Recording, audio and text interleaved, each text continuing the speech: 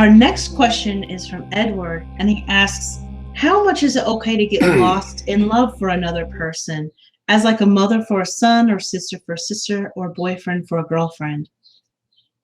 Yes, being lost in love. This can mean many different things to many different entities. But when you are expressing lost in love enough to where your consciousness is no longer perceivable as separate from another, this can be both positive and negative. First of all, the negative perception on this can be seen as when you are giving away your own excitement, your own happiness, your own degree of comfort or levels of ability to manifest for another's excitement, another's happiness. This is not a positive concept. This is something in which you are giving away what is yours by right, what is yours by creative consciousness for another's excitement and happiness.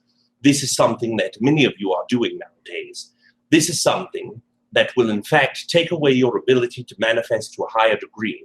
Now, when you see it as this, two entities sharing one excitement, adding to that excitement, adding more on to what each entity is, this can express consciousness that is more than the singular.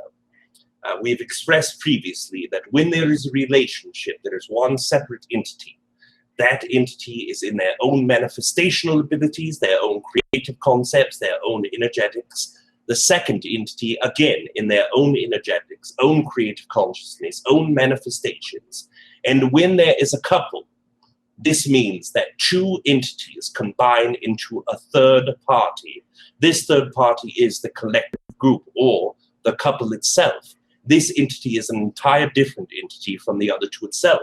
It brings different manifestational qualities. It brings different abilities to create. It brings different energetics. So when you are seeing a unison, being lost in love, one entity into another, if it is connected, if it is collective, it is higher capability of manifesting if a similar goal, similar excitement is being shared. If it is two polar opposite concepts, polar opposite abilities to manifest, then it will break down the energy below the individual consciousness. So being lost in love, depending on your definition, can be something that is very useful or something that is very difficult. Now, what we can share with you about the energy of being lost in love, being so far removed from yourself that you are now collective.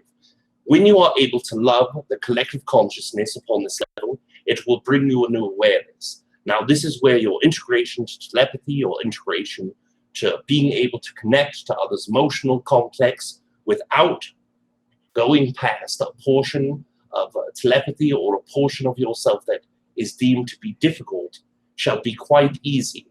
When you are sitting in a room, connected very well, heart to heart, in a group that is all in the same excitement, you feel one another. Whether you see this, perceive this or not, you are feeling and perceiving one another quite well. When one begins to feel a negative feeling, it will rub off amongst all.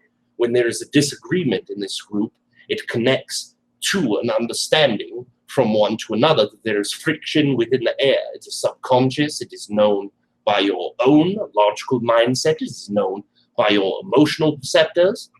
So seeing this connection and collection in one smaller group, imagine this manifested thousandfold. Imagine a collective that is 7 billion connected into one heart, one excitement, one energy. Now imagine connecting yourself with several computers in one room, all working upon the same program. It gives you an ability to manifest at a much quicker, much higher, and much more proficient rate. This is what lost in love can be for the larger consciousness. When you lose it and lose a part of yourself in that, it is only a negative thing if you are not in sync with those you are connected to. Thank you.